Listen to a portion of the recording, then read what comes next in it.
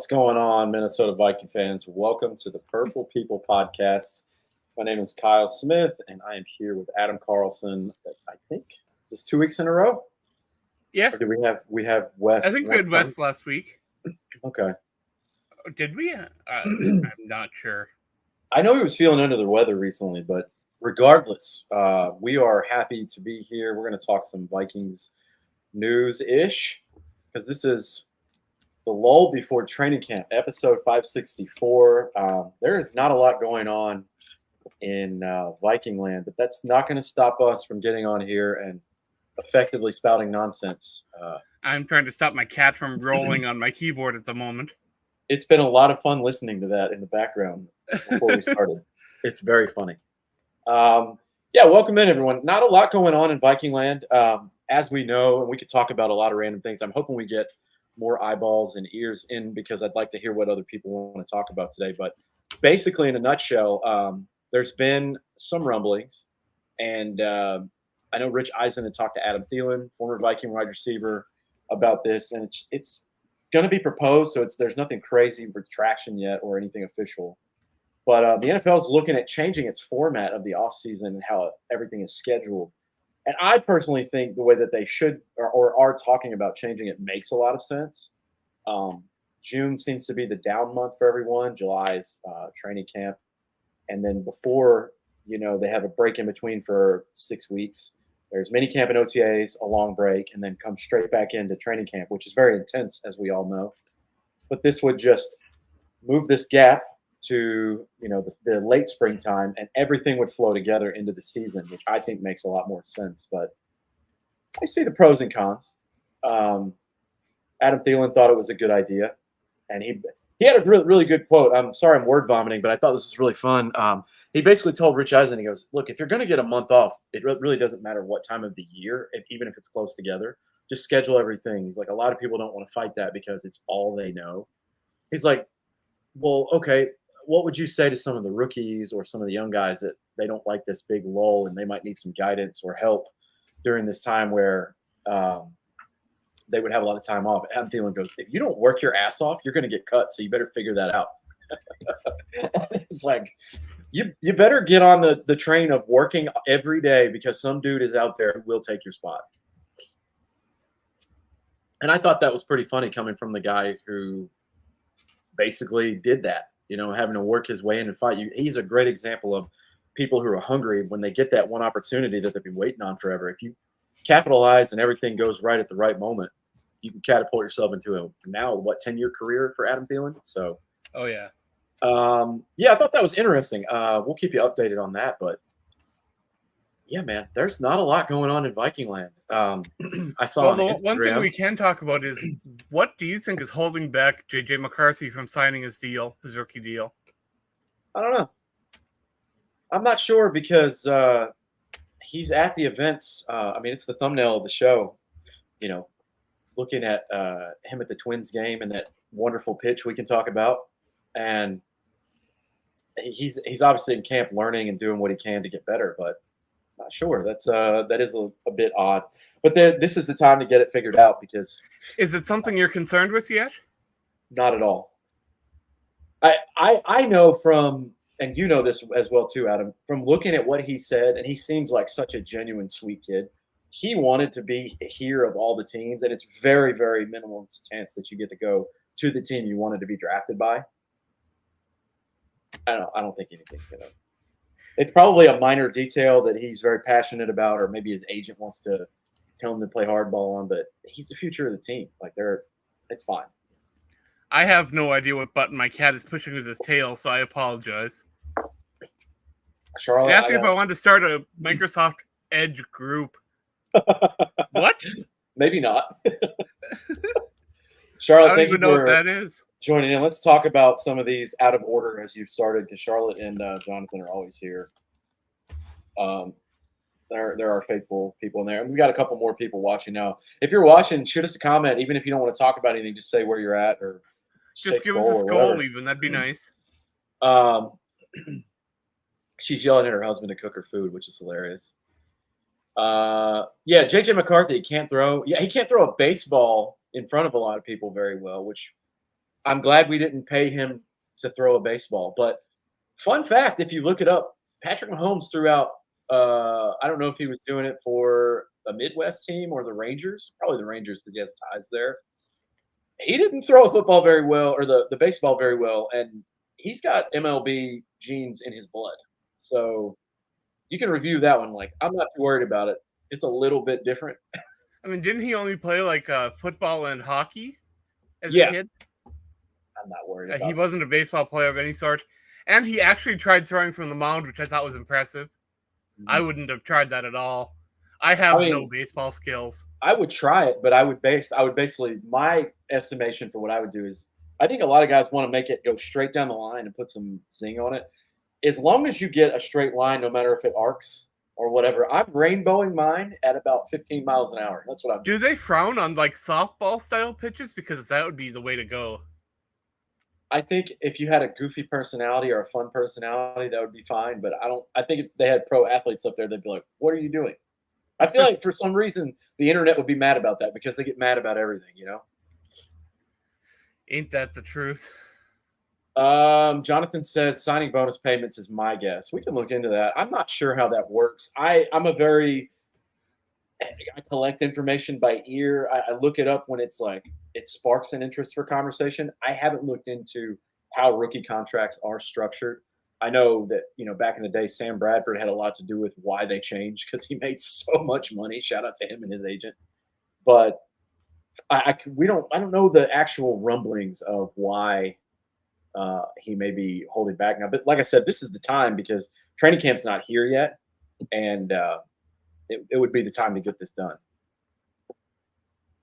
Yeah, but I think a lot of the panic about it is coming from the media trying to create a scenario that doesn't really exist to get people talking. I don't think there's any reason to panic quite yet. A lot of the rookie deals that come from these draft picks, especially first rounders, they're pretty solidified. And I mean, you're not going to get a lot of variation on these contracts for rookies.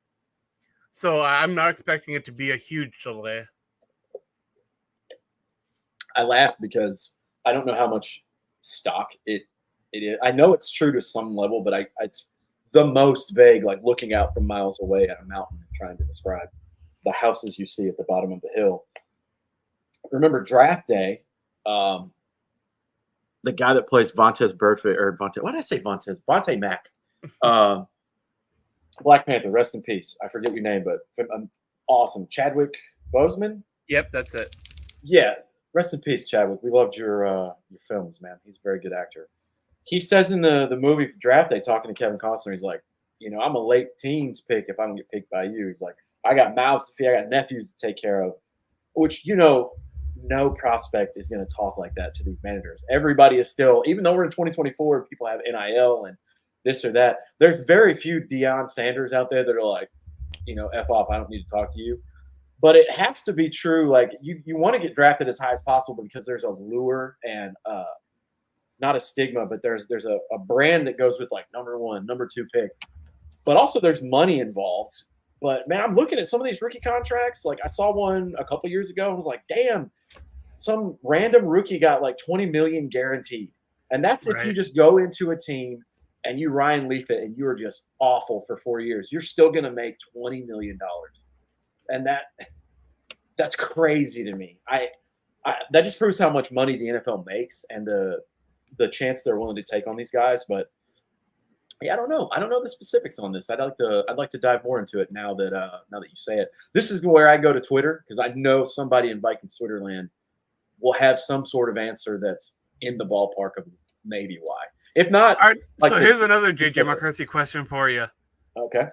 Okay. Now, right now we're seeing the media also take these weird angles, like, why won't JJ McCarthy start for the Vikings? Because and as a Vikings fan sitting that has listened to these people talking, that was never the plan. I think it's really, I don't know.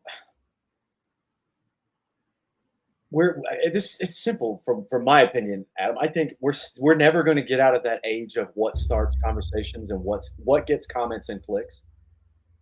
I put this on Twitter yesterday. I said, can we stop saying Justin Herbert lost to Trevor Lawrence in the playoffs. He didn't lose. They don't play each other. What do you mean? What are you talking about?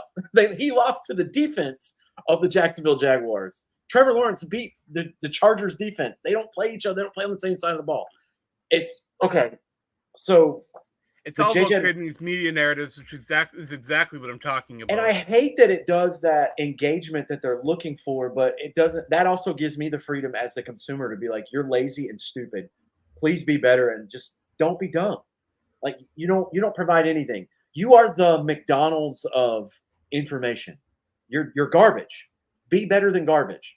And anyways, I'll get on a tangent there because I want to talk about. Speaking of McDonald's, I finally went to McDonald's for the first time in like 6 months because they got kind of pricey on me. I don't like going there because the food doesn't match the value for me anymore. But yeah, I go there and of course I mess up my order and I'm like, this is what I get after waiting this long to come back. So now I'm in absolutely no rush to ever go to McDonald's again. I just have bad experiences here in Richmond because the service is just terrible. Like McDonald's I saw you got Wendy's there. Yeah, I've had Wendy's here. I've had a couple. Well, don't you have a Wendy's cup in front of you? Oh no, this is Lee's Famous Chicken. Oh, I got some chicken strips today, and they're all right. Not the best I've ever had, but not bad either. It'll do the job. Sometimes with those chicken, it's all about the sauce. Barbecue today. Usually it's like honey mustard or like zesty something buffalo, but I want a barbecue today. It's like those Vikings players like we talked about. Was it last week or the week before? But the drums are flats. That video was cool. Well, I'm gonna get myself in trouble now. Go watch Hot Ones today. Heidi Klum is on there, and my goodness, that's all I have to say. Whew. She had a very interesting technique. You could tell the guys that go on that show, the chicks that go on that show, and they want to do well and they want to perform. I think as a model, she probably knows how to perform. Have you ever watched the Conan O'Brien one? Yes. Oh my goodness. The people that I know, I absolutely have watched for years and years on that show. I've watched the show since 2015. Yeah. I've known this for a long time. I love that Sean Evans has gotten so popular, but anybody that I like, I will watch, even if the interview sucks. Like I'm going to see Shane Gillis tomorrow. He's absolutely by far my favorite comedian in the past 3 years.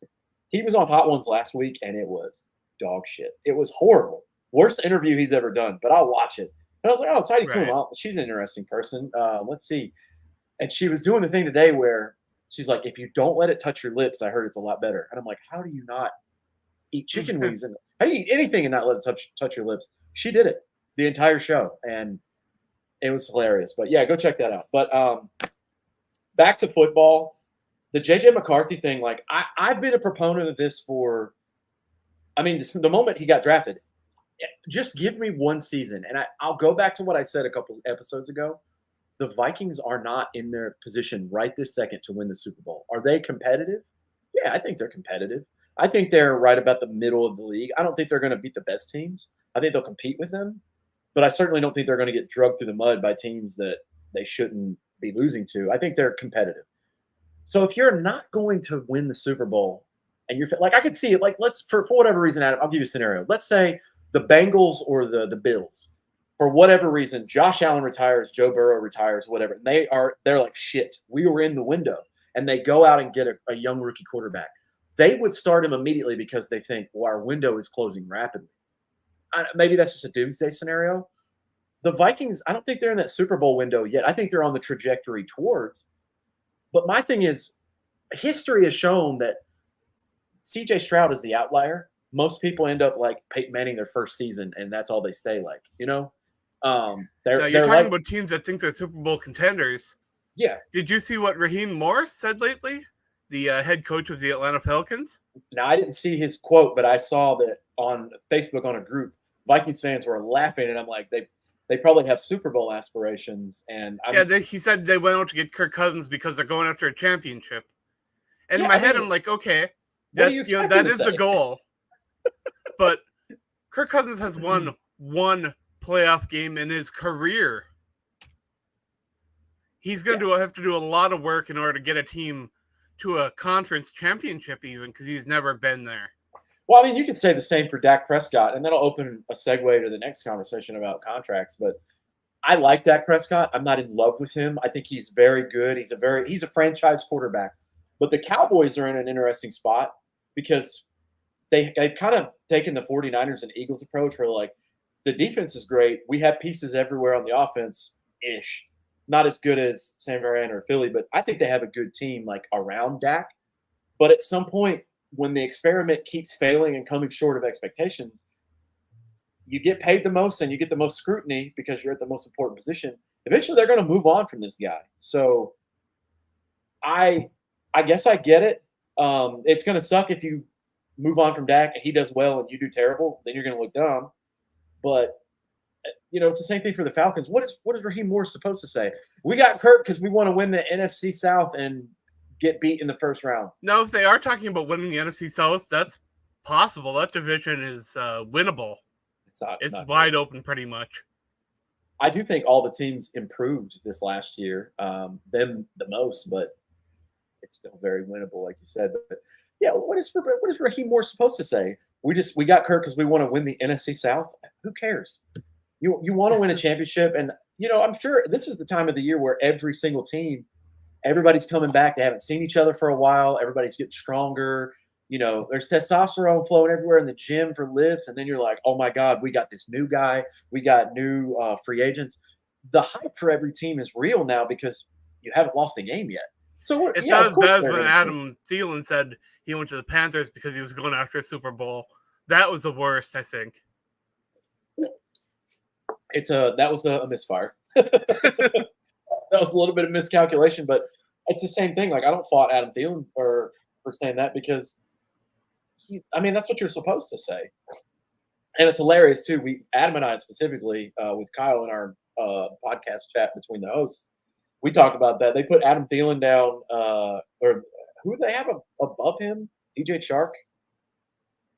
They had a list of all the wide receiver ones in the league or the twos, and they didn't. Yeah. They had it was the best wide receiver twos in the league, and Adam Thielen was like way down or whatever. We're like, he's the number one on the team. What do you mean? He's the only one that got 1,000 yards last year. He's clearly your number one receiver. Anyways, I can't. I'm getting too spirited today over stupid stuff. But I want to segue to talk about these contracts because I'm not going to be in the camp of yes or no. I want to challenge the ideology of what a specific angle means to everyone. I don't think we have ever on this show said that NFL players should not get their money. I think we've always been pro player getting paid. Sure. We agree, like Justin Jefferson getting $35 million a year. It's crazy that we get to see that, but he's literally been phenomenal the entire time he's been in the league. He's done nothing but be awesome and at the top of his craft. But it comes to the point with these quarterbacks where they're just in a different stratosphere as far as their lure, obviously their pay, their responsibility, their shine, and everything for the team. So I guess my question for you and everyone listening would be, it's not about the number that gets associated. It's not about APY. It's not about that. Is paying for the future investment the smart thing to do, or is there a better way that we haven't tapped into yet, which I think there might be? I'd like to do, is this one solution versus the field? The answer, I'm always going to pick the field unless it's glaringly obvious. But like the Trevor Lawrence contract, right? He still has another 3 years, essentially, before that money kicks in. So they're still getting things on the cheap for now, which I thought was pretty cool. They're getting ahead of it. But what they're telling the player is, we believe in you. We've seen enough to say we want to invest. We think we can win with you, and we're going to pay you accordingly. And I think they did it very smartly in a way where they can still get some good players the next couple of years and compete. Well, you got to get in as early as you can on this astronomical quarterback market because these quarterbacks are getting insane amounts of money. Tua is going to get way more money than anyone thought he ever would in his first extension, and it's going to be wild. Well, it comes down – that's an amazing point, and I agree 100%. And shout out to Tua. I thought he was like an injury away from getting hurt. He stayed healthy last year, and he looked pretty good. I think it speaks to how teams are built. And if you are a dork like you and I about football so much where we'll study what kind of grass they put on the field just to see the results and be like, well, what did it change? What did the test say? Um, Looking at how teams are built just from the outside in, like we know Baltimore is going to run the shit out of the football. We know that. And we Yeah. know who's going to throw the ball over the field. Probably the Texans. They're going to throw the ball a lot. So you're looking at these teams and how they're built, just by scheme or by personnel, blah, blah, blah. But I'm looking at the structure of a team, not only of what scheme are you going to run, how many good players do you have in this group, blah, blah, blah, but what's the average on the blue chip status? And I look at teams like Philadelphia and San Francisco. I think they have the two best rosters in the league, even though Jason Kelsey just left and what's his name. That team has studs everywhere. And talking about these quarterbacks, at what point are all? I mean, it's hard to say. We'll go out and just draft them, but you have to look at what Howie Roseman's doing in Philly. Is they need to do a documentary on it. It's wild. Or what Kyle Shanahan and John Lynch are doing in San Francisco. They've elevated the floor of the average talent of player around them, so you can get a guy like Brock Purdy. I don't think Jalen Hurts is the best quarterback in the league. Maybe he's top 10, yeah. Top 10 sounds about right. But because of the talent around, starting with that line, you don't have to pay a dude $60 million a year, which is what Dak Prescott is probably going to do. Well, I want to take a quick second to talk about the Eagles with you because I don't have anybody around here that wants to talk about it. So I'll talk about it with you here on the show. Why not, right? Sure. Okay, so I am not as afraid of the Eagles as I was previously. And a lot of that has to do with Jason Kelsey. I don't know if the Eagles are going to be able to do that tush push that they have become so famous for on the goal line. I don't know if they're going to be able to accomplish that. And until they can prove they can, I am not willing to put them in the top of the NFC. Sorry, I was rambling on and on, Charlotte. I'll get to your comments. Yeah, he's a Hall of Famer, one of the best centers we've seen, especially this century. He's great. If they can just get average play, their guys around them are so good. Yeah. I think they'll be fine. Like if they had Garrett Bradbury, they'd be fine. He's about middle of the pack. He's great. He'd be great there. You think they got tush push was to Garrett Bradbury? Not necessarily that. What I'm trying to get to my point is you get a guy that's middle of the league, sure, not the biggest dude, sure, but the guys around him will elevate. But the thing that offsets part of that, which I'm not underselling the center and I'm not underselling the inside of the line and how important that is. I know the tush push is for quarterbacks, but I'm just thinking about the other crazy dude. They got Saquon Barkley now. They might not even have to do that shit anymore. They might not have to. I can't believe they landed Saquon Barkley. That infuriates me because the rich get richer in that scenario. And shout out to them. All the Philly fans, like you have to be pumped at, okay, the season ended in Tampa Bay. Like we lost on a skid. The vibe was off of the team and the coach. We have reset. We fired the coordinators. We're here. And they're like, if I'm an Eagles fan, I'm jacked for the season alone with just getting Saquon Barkley, much less they keep drafting all these studs. Yeah. They just keep having stud players fall in their laps later than when they should have been drafted. And I'm like, oh my God. If I'm a Cowboys fan. Are they the team that got Cooper DeJean? I think so. Yeah. Wild. All right, so we've been talking about J.J. McCarthy, and I don't know if I shared this in our chat on Facebook, but if you have Roku TV, which I have seen some things advertised for, which I haven't watched anything on there. I don't even know if I can download it, but the last 2 years they've done a post-draft special showing some of the war room stuff, and I shared it in our chat about how the Rams tried trading up to number 10 with the Jets, and how they respected Minnesota's coaching staff, and McVay and Kevin O'Connell kept in contact about the Vikings trying to get J.J. McCarthy, and that video is so good. It is a great video. As we always say on the show, go check it out for yourself. We're not going to give you the play-by-play because we just can't do it justice. We had a fun conversation. I'll share personal conversation on the show. We were like, which head coach would you like between – this is the dorky bullshit that we talk about between Kyle, and myself – or Kyle, Adam, and myself. We talk about the most random things, and it's a lot Viking-related. Sometimes it's not. But, like, which coach would you like to have dinner with or sit down and have a beer with or something? And, of course, Andy Reid came up. You said Mike Tomlin. I forget who I said, but I said Kyle wasn't necessarily shitting on Sean McVay, but he was like, I don't know, he seems like a douche, like a young guy with good hair, and he's a good looking dude. I'm like, no, no, no. You have to look at the judge of character. I've heard Kevin O'Connell on multiple occasions say that dude is one of my best friends. I keep up with him all the time, and I'll ask him for stuff, and it shows in the video that you're talking about. They have such a wild respect for each other. Yeah. And I don't know McVay's football background. I don't know if he played. I'm sure he probably did, but I love that because he's such a good mind, and they won a championship recently. Like, he's good. He's going to be a coach for a long time. But having the Kevin O'Connell side of it of, okay, I've got something I got to prove. I won as an offensive coordinator, good team, good coach, good players. But I'm also a quarterback at heart. And not only that, he got to learn behind Tom Brady and Bill Belichick and that. So he brings an interesting dynamic to the team. But to your point to round that out, I thought it was so cool because this is that one little keyhole glimpse into the room that you just want to explore every inch of.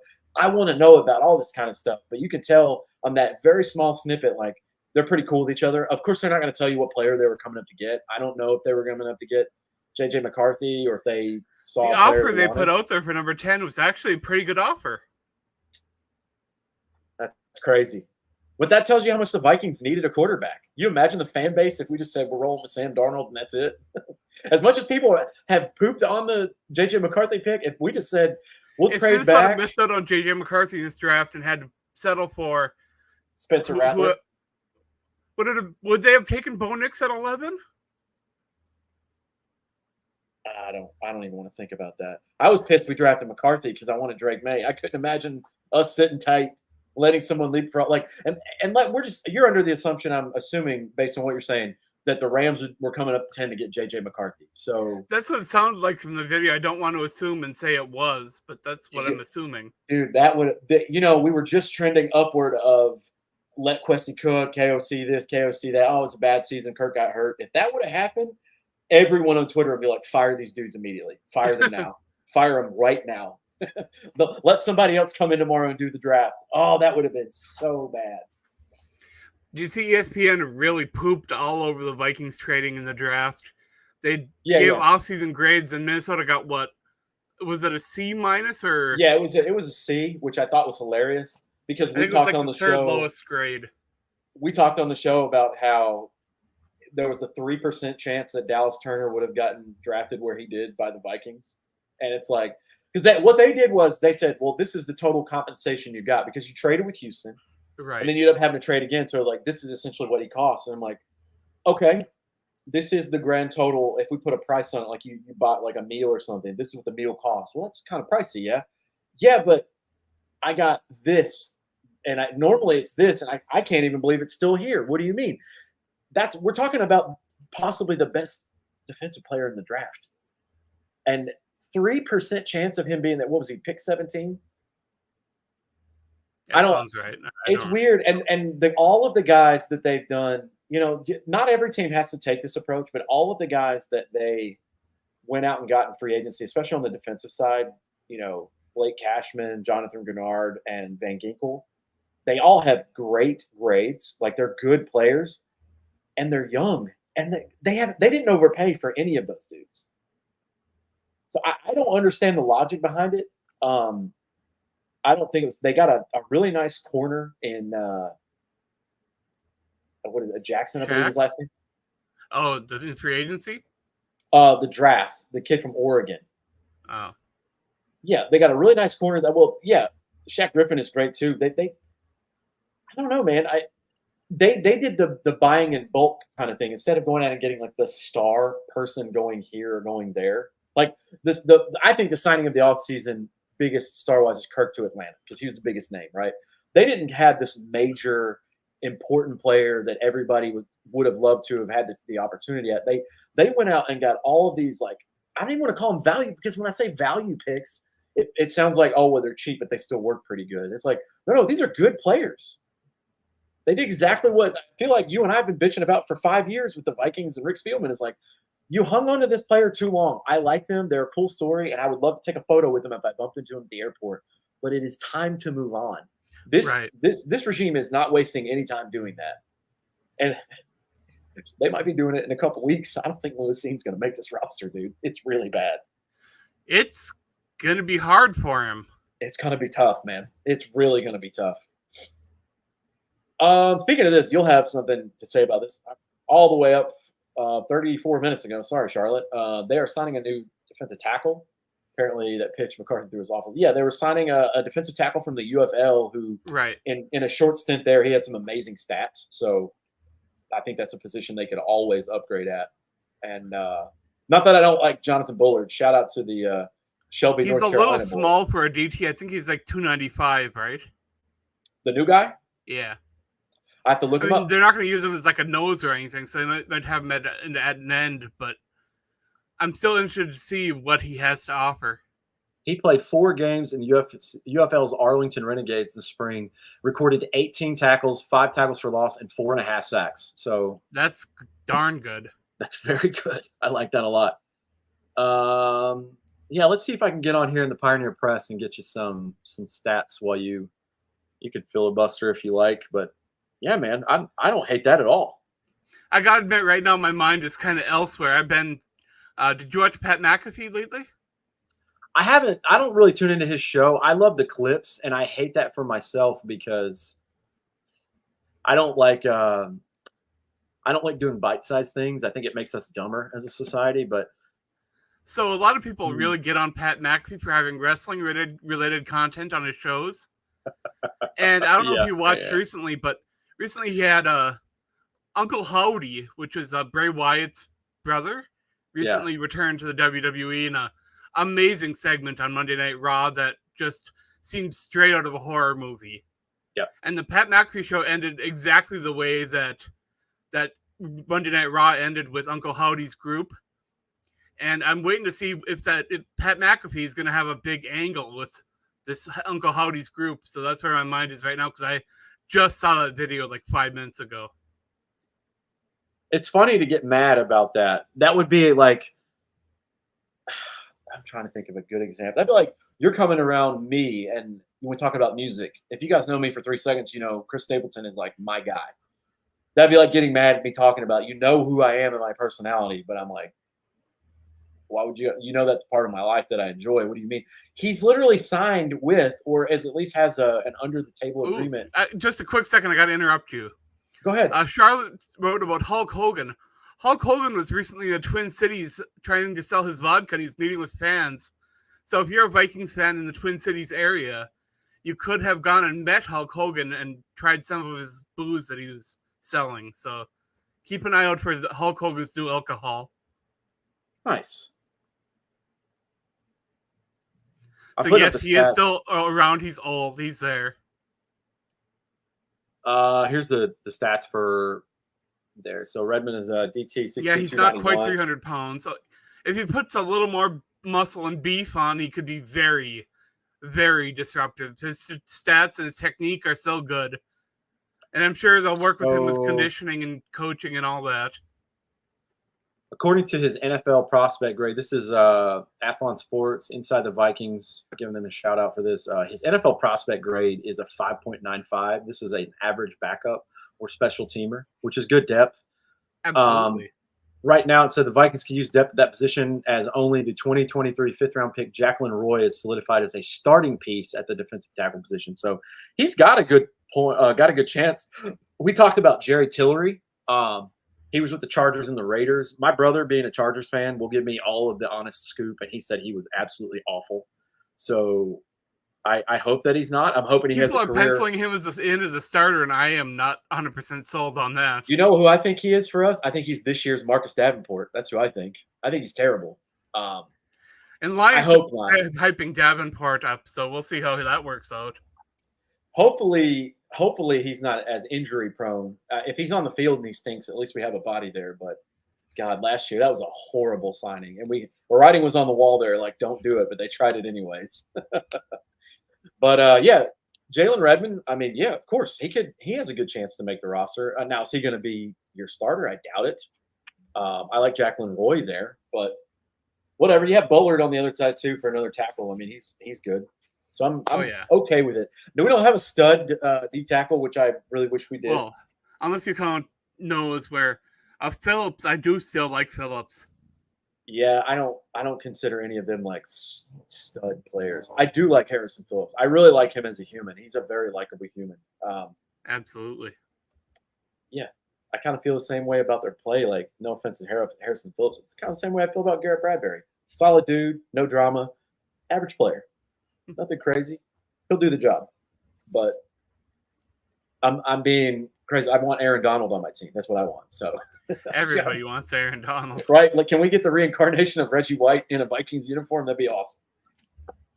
But hey, let's go back to these contracts because I want to ask again, like, where people feel about this because it's a little lengthy about what I want to say. But so, do you put in the investment now and say like, this is the formula is to get ahead of it early, which the pro is in a year or two, the average is going to be lower and like hopefully it'll be like Mahomes is now, where it's like I can't believe he's not even in the top 7 paid, and he's so good. Or do you kind of play bluff like the Cowboys are doing, where you say I need to see it, and then if they do well, then they've lived up to expectation. And I don't want to say the pro or the con, but I guess the reality of that is you've earned this high paid day that you're going to have. Dak Prescott is in the best position. He's in the Kirk Cousins position because if he leaves, he's going to have one more multi-year, maybe 2, depending on his age, one more like multi-year deal that's going to be absurd.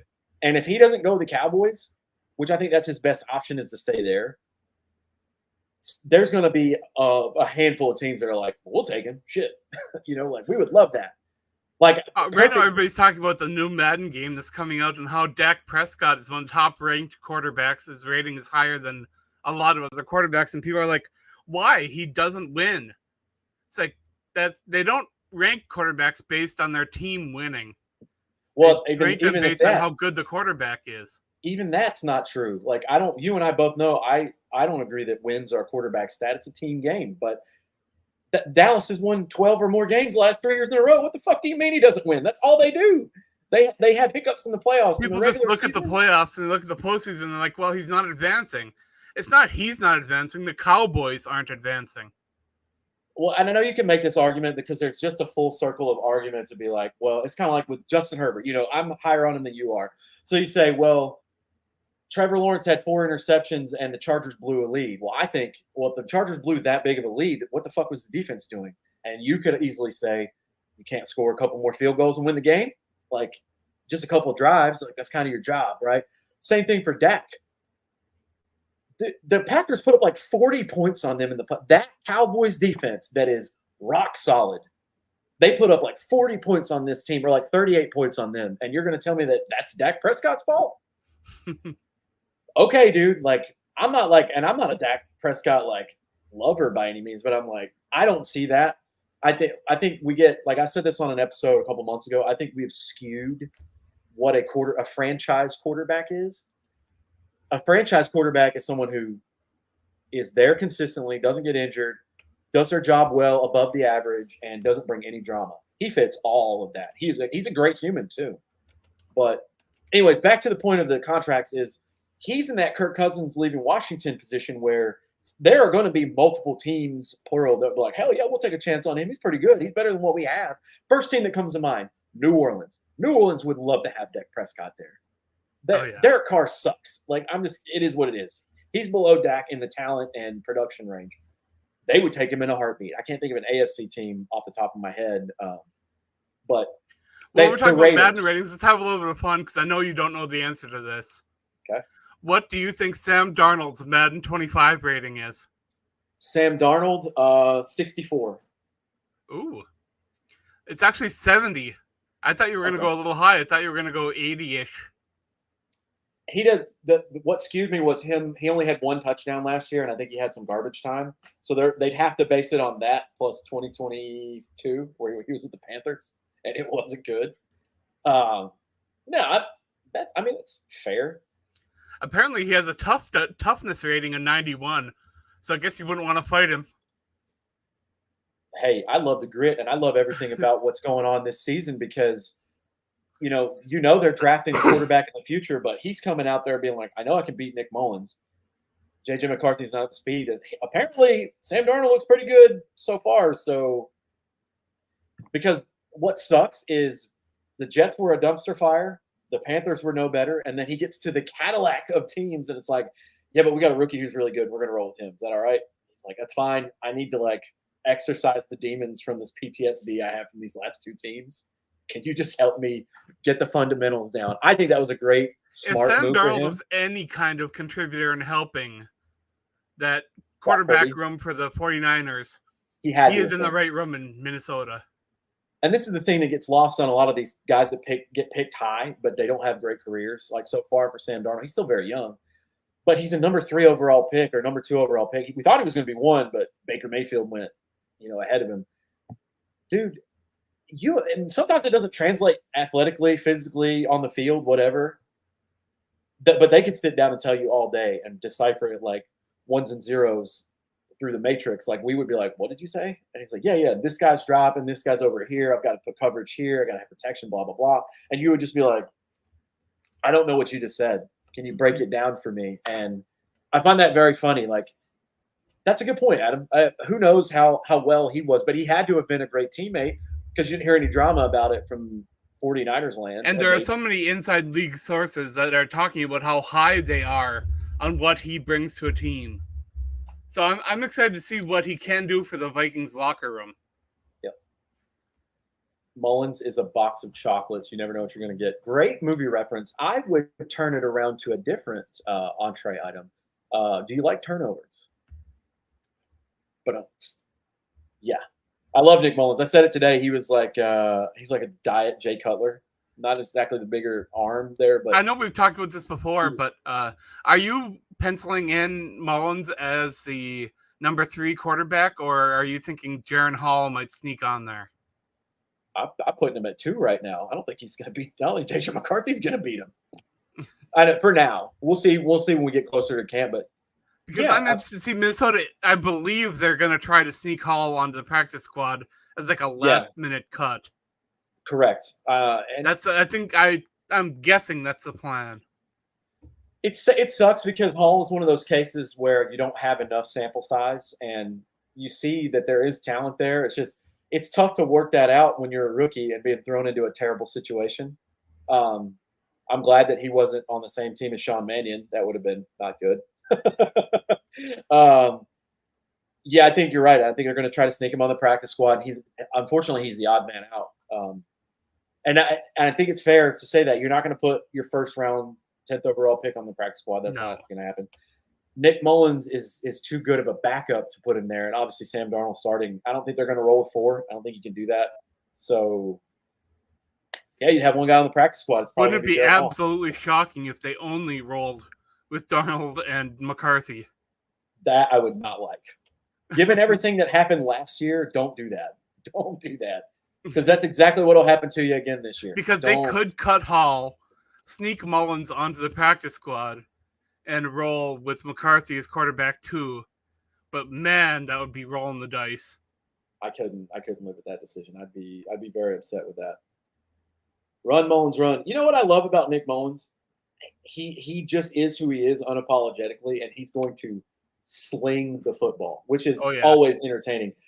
I know that the probability of us winning probably goes down a couple percentage when he's in there because he's probably going to turn it over.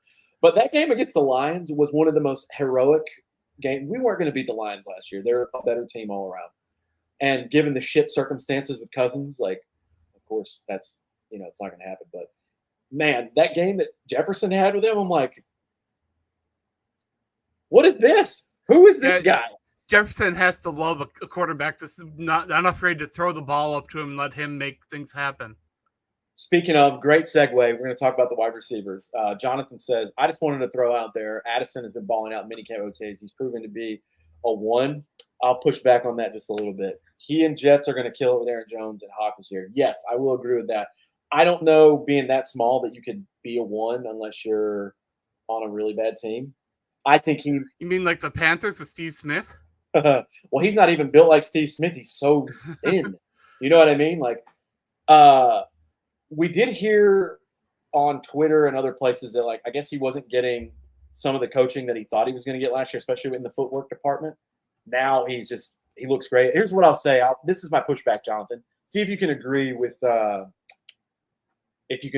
on this.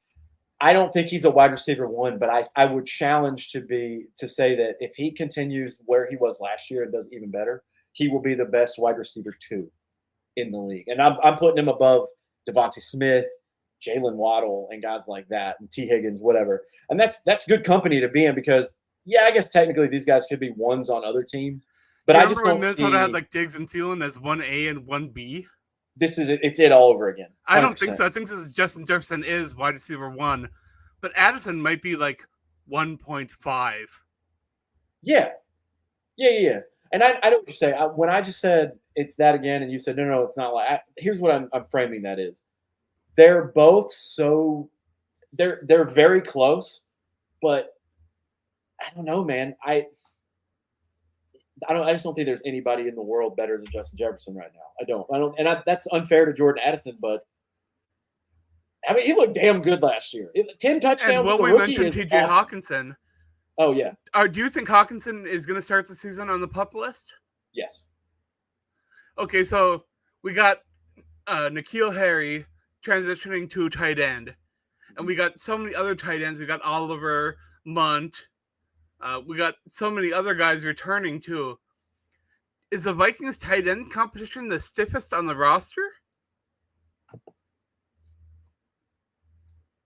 So you have Nick Muse, which shout out to him. My brother has talked to him a couple times, which is really weird.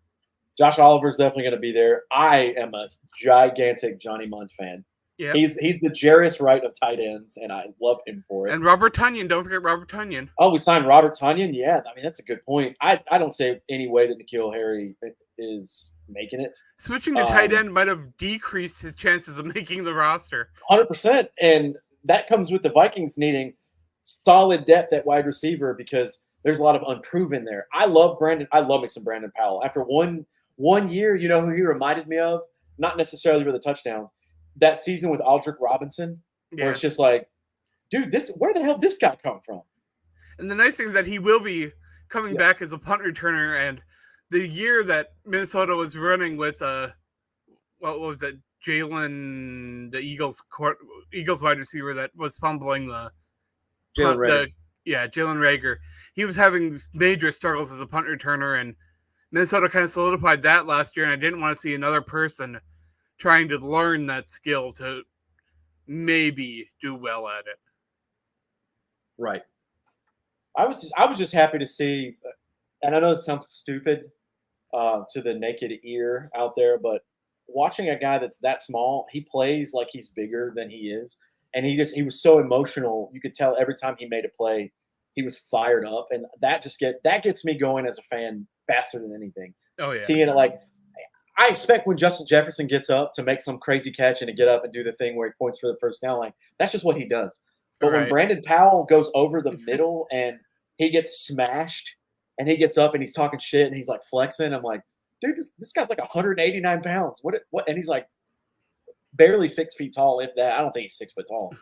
And I'm like, dude, I like this energy, man. He brings like a don't care, like kind of spunky attitude for a smaller dude. I love that about him. You know who had a great energy that wasn't like a number 1 or a number 2 outright was Jerome Simpson.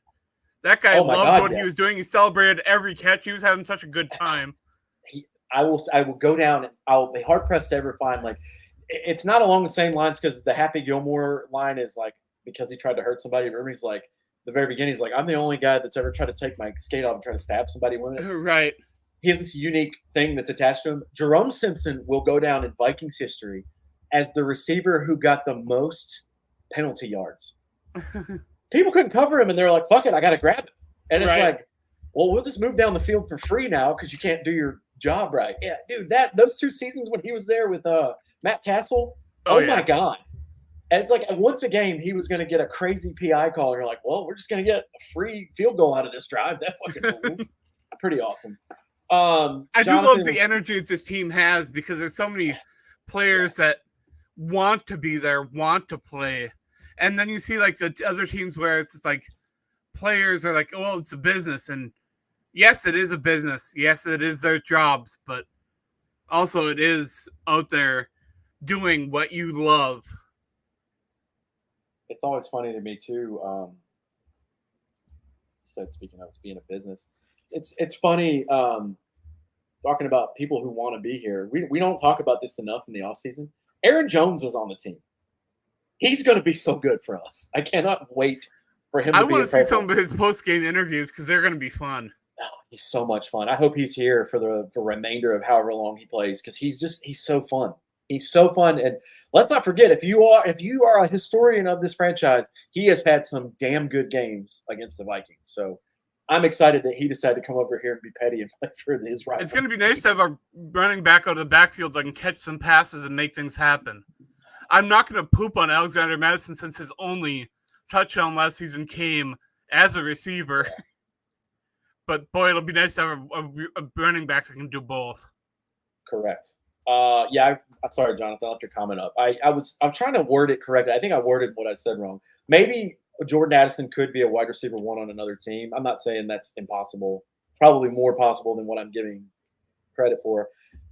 There's such and I've heard weird he's been putting in a lot of work and getting a lot of praise for his route running ability and his separation and everything like that. It's just so different. And this is my evolution as watching a football fan and studying the game. Him and Jefferson are just different receivers. Their body types are different.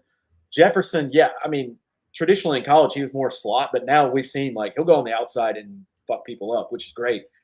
But I see Addison as like your go-to over the middle guy and your slot guy, not really the outside threat that you want, but that's not what he's asked to do. So I don't traditionally think of a wide receiver one as like just a slot guy, but we've seen guys who make a career out of that. Michael Thomas and Mike Evans were like slot kings, and they're great at that. So, and this isn't the NFL where Torrey Holt was playing, where you go over the middle, you're getting a concussion. Like there's no way around it. So, I didn't want to like be weird about that. I wanted to clarify that. It was cool. MC Sports, tell me why you're not high on McCarthy, because I listened today, ironically enough, and I want to talk about other quarterbacks too. Another Michigan quarterback who's going to be an analyst. I watched Chris Sims' quarterback rankings today, and I wanted to hear what he had to say about McCarthy and the good things. Apparently, according to Chris Sims, we're sleeping on JJ McCarthy's arm. He's like, make no mistake about it. He's like, the difference between him and Kirk Cousins in a couple of years based on where they were and potential, he goes, he has potential to be better than Kirk, but he doesn't have the speed of the game and the processing that Kirk's had for a while now. He's like, I absolutely think he can throw the ball further and with more zip than Kirk Cousins can. He's like, don't sleep on the kid's arm. I'm kind of with MC Sports in some ways because I am not sold on McCarthy. It's not that I'm not high on him. It's just I want to see what he can do as a higher volume passing attack. Because in Michigan, he really didn't have to carry the game on his arm as often as he may have to in the NFL. So that's something he's going to prove he can do. They showed a great stat. If you just Google it, it's Chris Sims, quarterback countdown, JJ McCarthy. I know it's a lot, but it'll pop right up. That's like your first or second option. It's about 14-minute video. He put up, he goes, with Michigan, you don't have to throw the ball on first and second down a lot, which is great. He's like, but the thing that sucks is, and think about this for any job that you have, he's like, think about taking time where you're just sitting on your rear end, not doing the actual job you do. Then they call you in for third down, and they're like, you have to get this to keep the drive alive. Like, he was wonderful on third down. And the pressure moments that you don't talk about as much that are very crucial to keep the game going, because they had to win these games. They went undefeated. They won every time he was out. He only lost one game as a Wolverine, which is insane.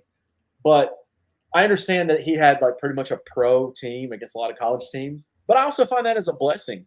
He was running a pro-style offense. I wanted Drake May on this team based on purely athletic and anatomical reasons alone, because he looks like the prototype body-wise. He didn't run a pro offense over there. I'm a North Carolina fan. I don't know if you guys can see that. I've been a Carolina tattoo for the last 15 years. I love my state. That football team sucks. They're fucking bad. So I'm like, okay, we didn't get the guy that I wanted based off physical potential, but this dude is like a winner, which I say loosely. And he just ran a pro-style offense for 2 years. Like, McCarthy was not in my top 2 quarterbacks that I wanted out of this draft, but now that he's here, I'm going to support him and I'm going to hope for the best. So fingers crossed. The other part on McCarthy that I thought was interesting in that video was he said, he's got to learn how to like give the ball a little touch. He's like, a lot of guys think that you're going to loosen up your thing and have a longer motion. He goes, if you watch Aaron Rodgers when he has a ball with touch, he's like, it's actually a little quicker, just a hair quicker than the normal thing. He's like, when he gets that down, he's like, the sky's the limit. He goes, because then you're going to have every part of the field. I can go right over a backer's head and drop it in the breadbasket of this guy. He's like, once he figures that part out, you're good.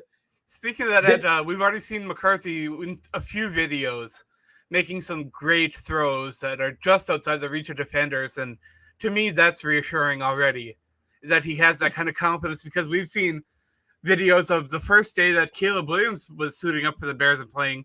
He struggled. We've seen some of these other rookies coming out and just having a real rough time adjusting to training camp and OTAs and whatever. I think, too, like, we don't say this enough. I've been a big proponent, especially this offseason, to say how important this is. But having Kevin O'Connell there he's the buffer and the filter for everything. It's not that he's babying these guys, but I think there's just going to be a way he's going to be able to articulate and help him understand and get better. But this also goes to, like, and I'm with you guys. I wasn't sold on McCarthy. I think he still has a lot to prove. But I do see a lot of potential there if it works out. And I like the aura of the dude has only lost 3 games in college and high school. Like he's doing something right, you know. Maybe it's just all these things have lined up perfectly. But I like to think that not everything just lines up perfectly, especially in something this hard. Football is hard, so he's got to be a big proponent in the major majority of why he's winning. But I don't know, man. This is another reason why I said earlier, I think you just have to sit him, give him 1 year. The Vikings are not winning the Super Bowl this year. It is more likely that the Chiefs three-peat the first time ever in NFL history than the Vikings go to the Super Bowl. Not even win it, but go to the Super Bowl. Let him sit. Let him develop. Yeah, there's no reason to rush him into a starting lineup. And we said it before, like Chris Sims said he thought that he would start week 1. I don't think that's going to happen at all. If the Vikings see that Russell Wilson, Matt Flynn situation where it's clearly he's better than everyone else, of course you start him. I'm not saying that. But if it's close and you're like not sure, sit him. Sit him. Unless Sam Darnold tears his leg apart, do not put him in there. There's no negative that's going to come from that. You just locked up your generational wide receiver for 4 more years. Yep. It's okay. It's going to be fine.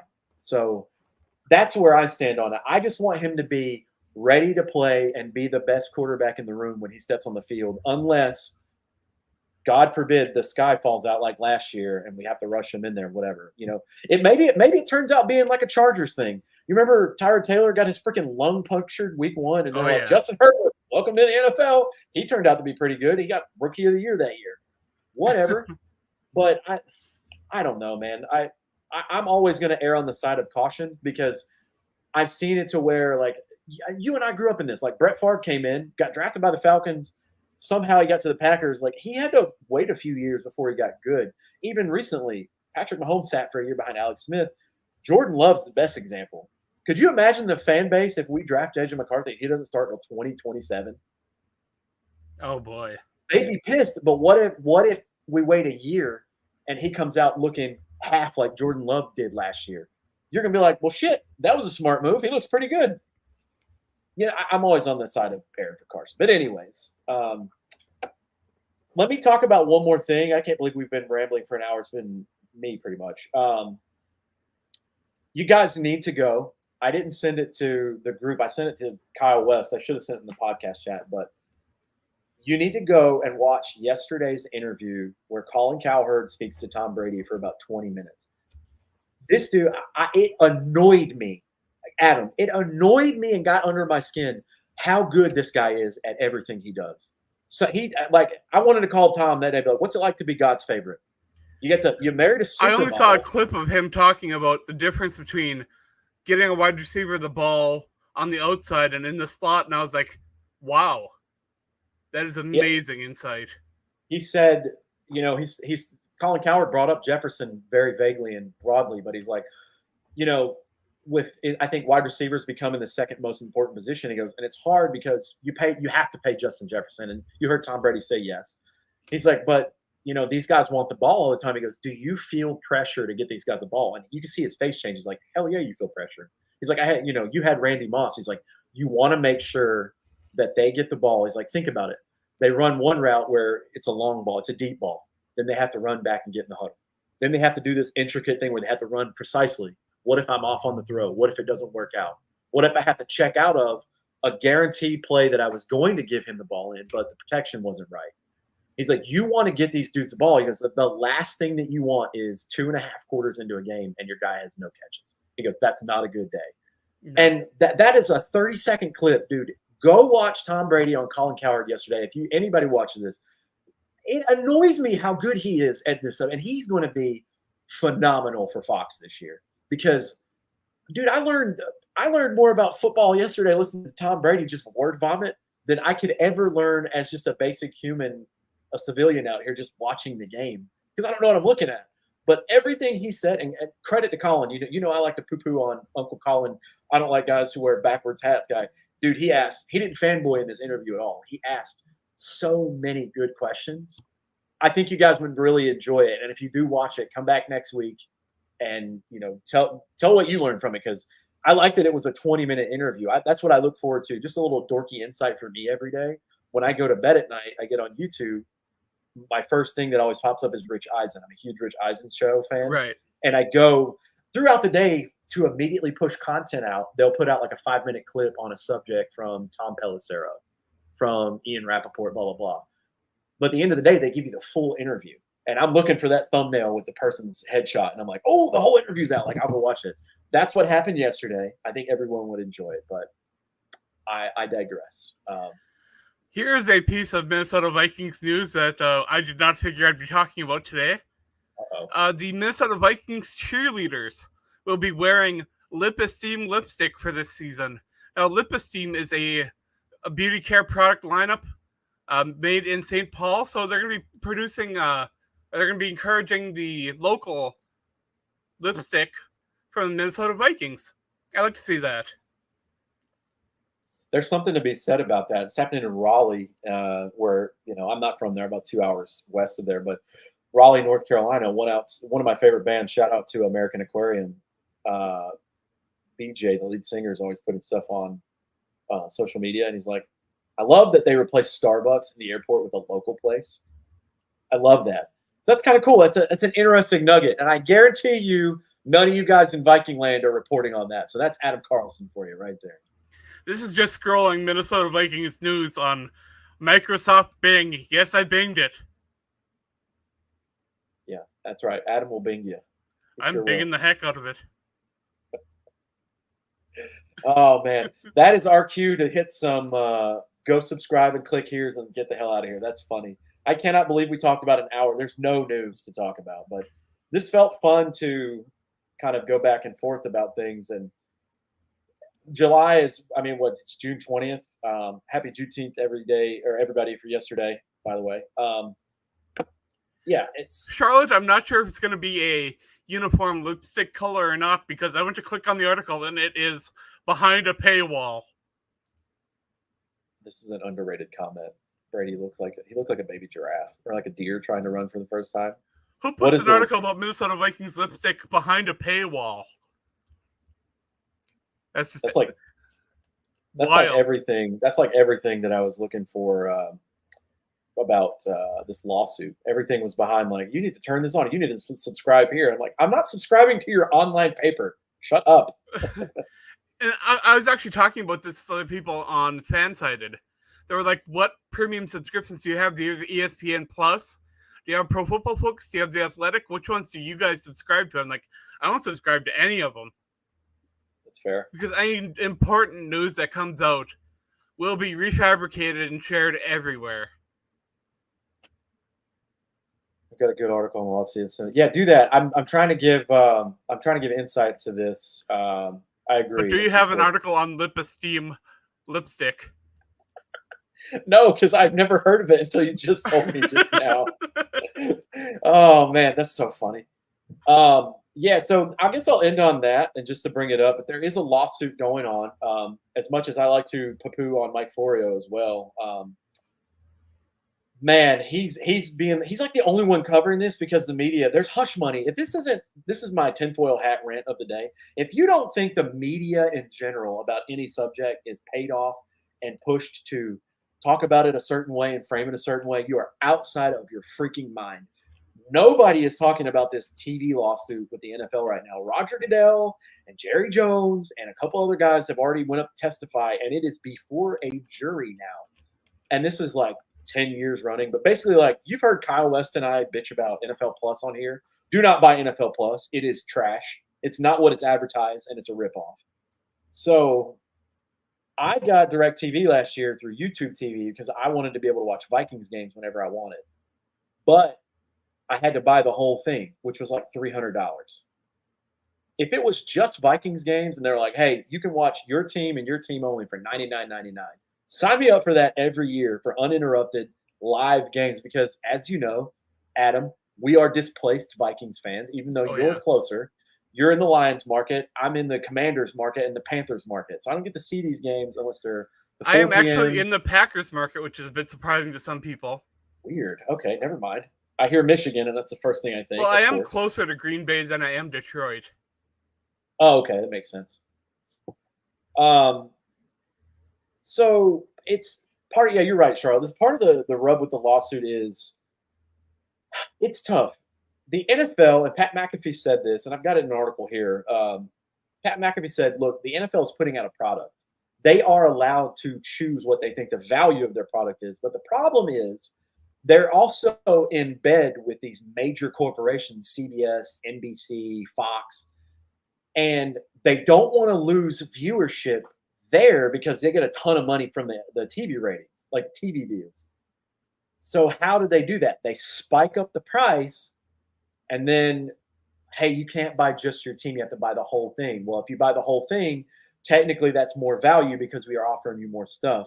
So the NFL is having to go back and forth to be like, no, we're doing this fairly. We're not trying to price gouge you because we think our product is worth this much. But Mike Florio believes that if they have a fair and honest jury and a predecessor over this, they might lose this, and there are billions of dollars at stake. And I thought the funniest part of it was it's a bar, and I forget the name of the bar, but it's some hunky-dory bar name, like some weird bar name, and they're the ones who initiated it. They're like, this is bullshit.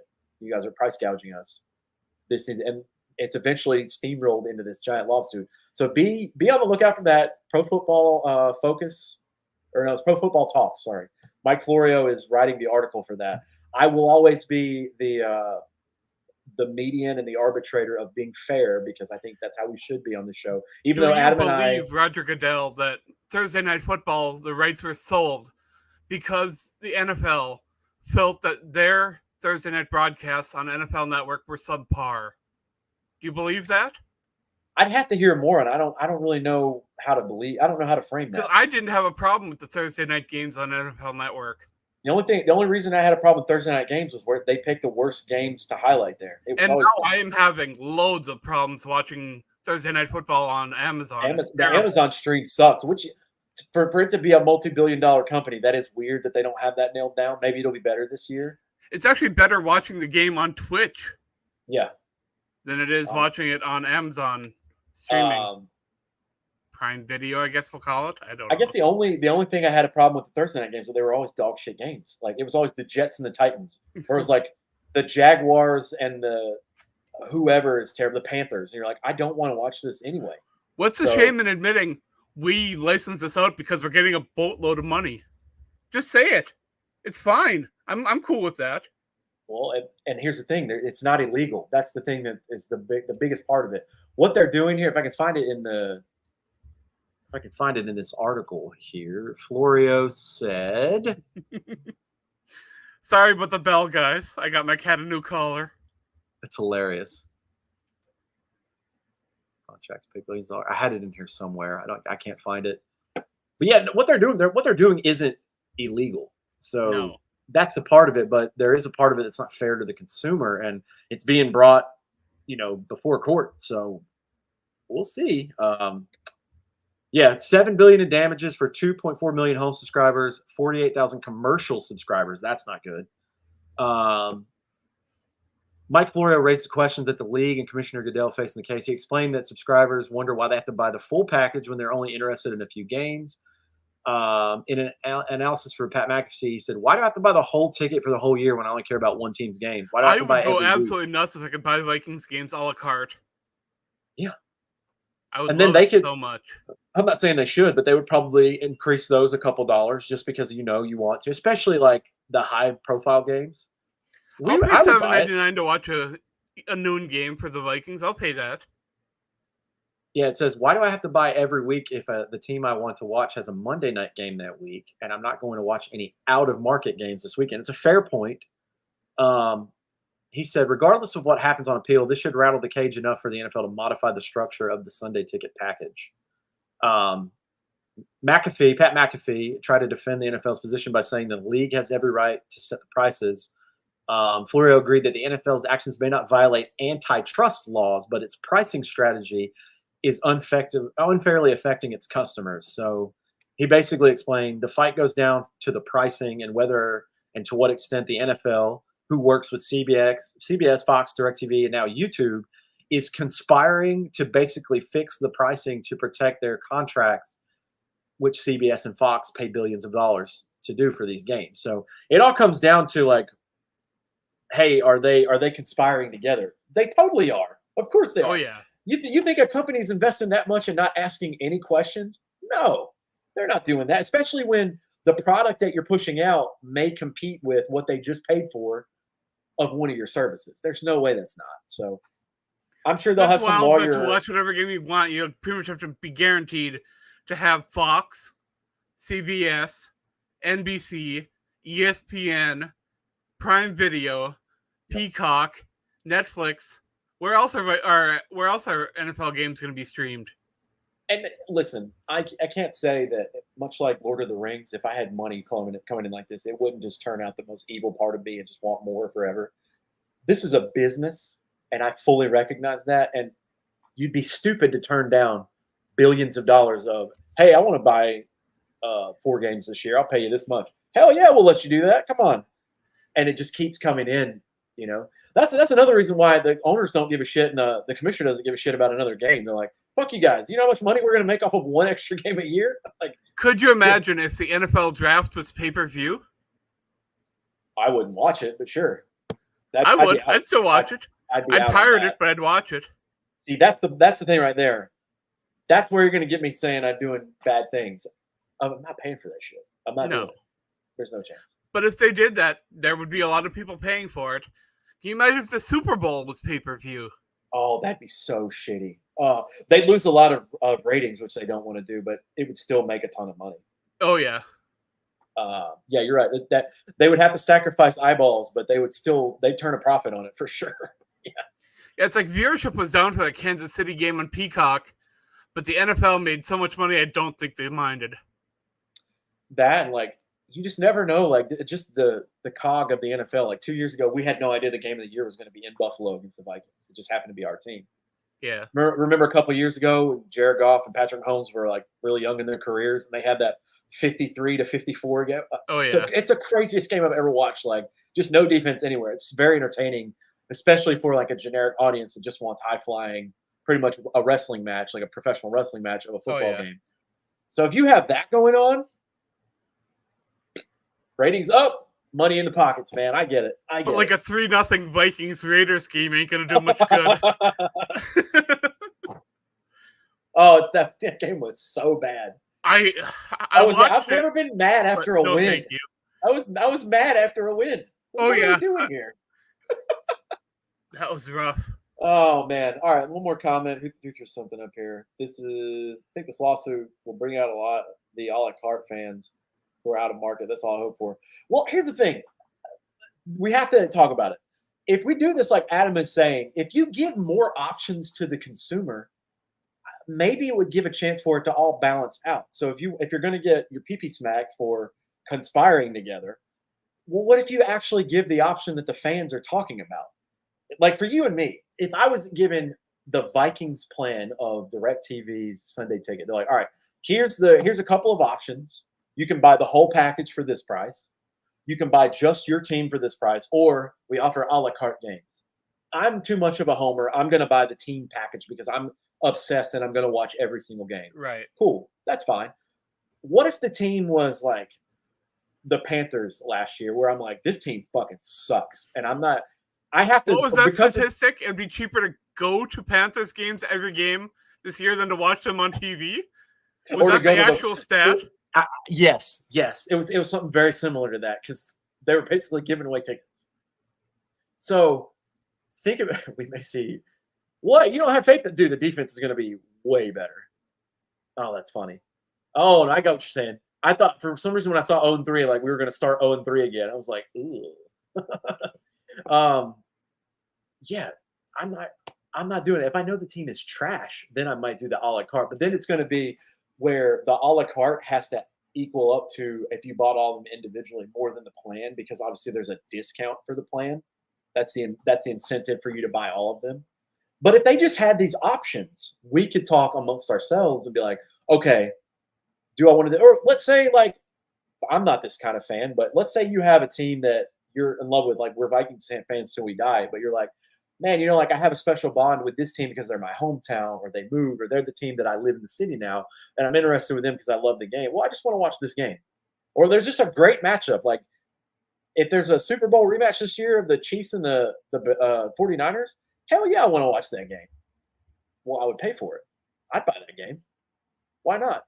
I think they're missing the mark on different ways to make money. I think they're too worried about making absurd amounts of money versus like, okay, at what point are you actually going to make the fans happy though, instead of worrying about the profit, solely the profit? I don't know.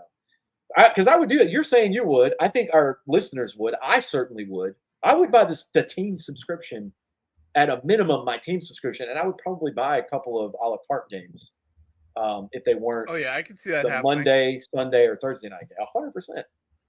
I don't know. That's just me. Whatever. We're rambling. Just our team with the voice of the Vikings calling. To have Paul Allen calling. Hell yeah, dude. Hell yes, dude. That would be so much fun. And here's the thing about that too, Jonathan. Like going to the stadium this past year, seeing how they customize everything for everything. You got to think there are 31 other teams that have a Paul Allen. Don't you think they would love to listen to them instead? Like, I don't want to listen to Troy Aikman and Joe Buck. I want to put a shotgun in my fucking mouth when I hear them talking. I hate listening to them. Hate them. And every time I see Vilma on commentary, I'm like, no. Jonathan Vilma, no. Yeah, no, I don't want to listen to some of these guys calling the nationally broadcasted games, but if they're doing home games, or even if you could get the option to listen. See, we're trying to innovate, and the NFL is just like isolating their fans. Paul Allen goes to every game regardless because he's going to call it on the radio. That's what I want to listen to. I want to listen to Paul Allen call a game while I watch it. You don't think with the technology we have, we can't stream that? I would pay $10 a game to listen to that. That's one person saying I would give you $180 a year to pay for that. So you and I could probably go another hour just talking about stuff, whatever. Yeah. But we should probably call it right here. Yeah, we should, because I'm over here like saying that Troy Aikman makes me want to put a gun in my mouth. Yeah, he's terrible. He's awful. So I do want to thank everyone who joined us in the chat. It's always a lot of fun when you guys are here. Thank you for checking out my work on the Viking Age. You still got another 10 days or so to go click on an article or so, and I'd appreciate that. It would right now. Get Bernie a little bit more cat food. He'd like that, I bet. You can check out anything I do on my socials, which is at MNVikingZombie, and that is any social media I bet you can find out there. I'll be there. I'm just over here clicking on Adam Carlson articles. Today, he had a Falcons coach makes a delusional claim about Kirk Cousins, and then 3 days ago, 5 Vikings cuts before the 2024 season. Yeah, most of my articles will come out on Sunday morning or Monday morning, unless I'm filling in for Adam. If he has a important appointment or something, I'll cover something. But Adam, how familiar are your recent articles? Pretty good. Okay. I confuse my players looking at this. The last person that you thought in your article about 5 cuts that would surprise no one, and I saw this name and I was like, what? Wait a minute. And then I realized, oh, yeah, that's right. what's his name, is with Green Bay now, and we don't have a good kicker competition. Or the punter sounds really good, but we drafted a kicker this year. I forgot about that. Yeah, Will Ricard, right? Or I don't know how to pronounce his last name. I think it's Reichard, but I could be wrong. Whatever. Like Reichard, like from Star Trek. Oh, you lost me with that. I don't. Oh, None of those for me. Jonathan, Charlotte, MC Sports, you guys rule. Thank you so much. so I take it you won't be doing any Commander Riker cosplay. I wouldn't know what that. I don't know what that is. Nope. He kicks a good long ball. That's hilarious. Yeah, I'm trying to promote. You guys are distracting me over there. Thank you for distracting us the whole show because I was worried. I was trying not to do the show this week. I told the guys. We almost didn't do one. I didn't, but Adam was like, we should have a show just because. And it's always fun. I'm always glad when I say yes rather than not doing it. We wouldn't have been able to talk about lipstick and lip esteem lipstick for the Minnesota Vikings cheerleaders if we didn't. Adam, I'm going to alienate our two most loyal listeners. You ready to hate me, Charlotte? You ready? I don't do Star Trek. I've seen one Star Wars movie. I've not seen 1 second of Harry Potter. I've never seen Game of Thrones, not 1 second of it. I have seen 7 Star Wars movies, and that means I have not watched probably 25 of them. Oh, there are so many. I can't. But I've never seen Harry Potter. I just watched Hunger Games, so I'm caught up on Hunger Games. I like the most recent one. The most recent one in theaters was pretty good. Oh boy, Charlotte's gonna kill me on this one. Lord of the Rings, it's trash. Oh, there it is. I have seen Lord of the Rings. If I can, it's very beautiful trash, but it's trash.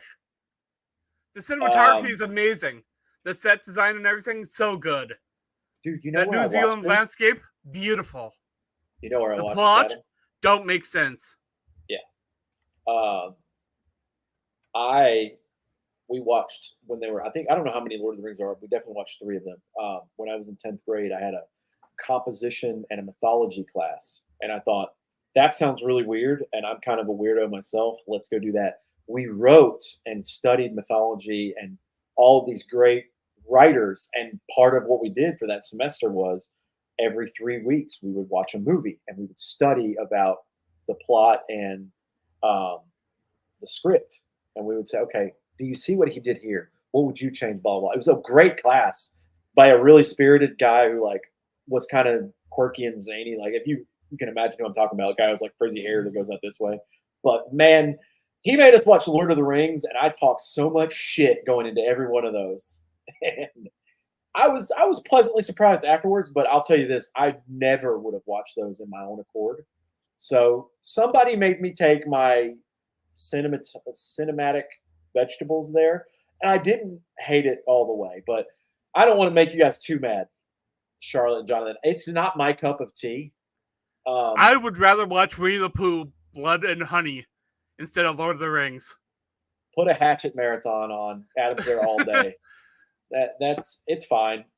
Do you realize how many more efficient ways there were to get rid of that ring than having those hobbits walk to the volcano?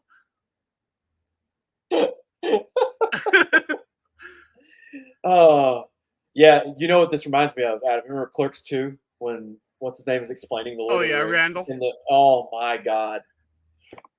Yeah. Sorry. We love you guys though, and I know we're just poking fun because we love you, but I'm not here, and I mean this truly. As I've gotten older, I'm not here to yuck somebody's yum. See, I haven't seen Titanic 3. I didn't even know that. I did watch Titanic 2. What? I didn't know there was a second one.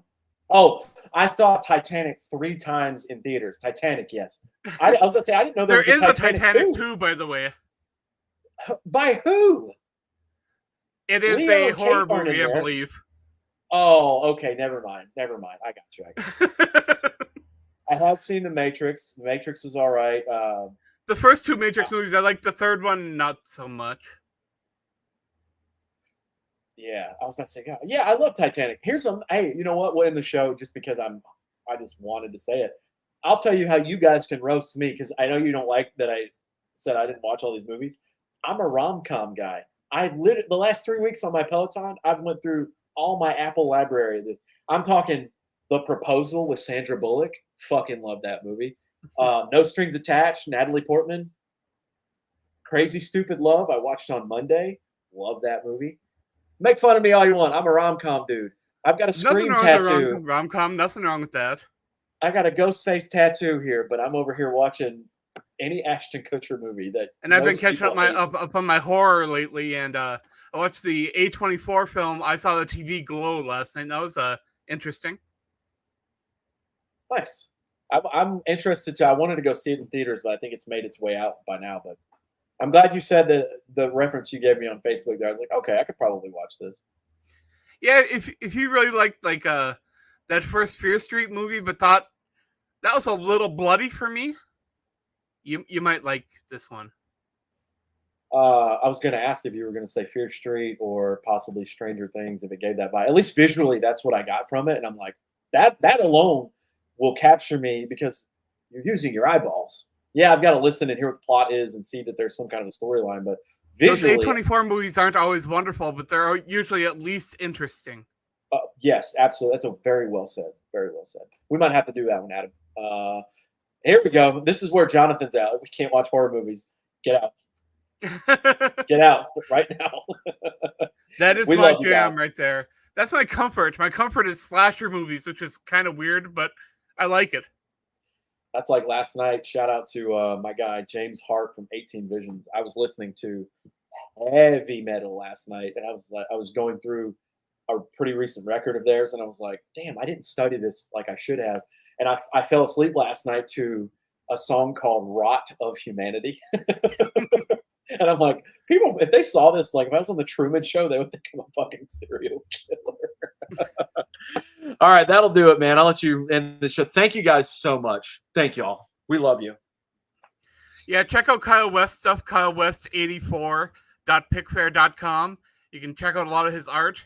I know he's transitioning to a new website, but I think now you can still go there and check it out.